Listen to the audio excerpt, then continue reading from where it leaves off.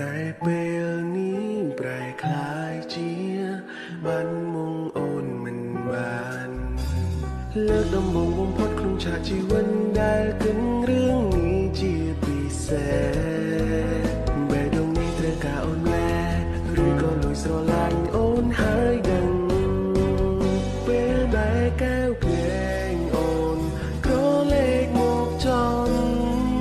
ហាន់ដោយរំភើបហងហើនៅពេញអារម្មណ៍ពេញក្រៀមក្រំមិនដឹងទៅណាអូនផ្ដោតស្នាមឋានដំបងជួនរៀមរាបេះដូងពេលនេះរីកធំជាងភ្នំមិនទៅជាងវេហាគ្រប់យ៉ាងរៀមរើប្រកប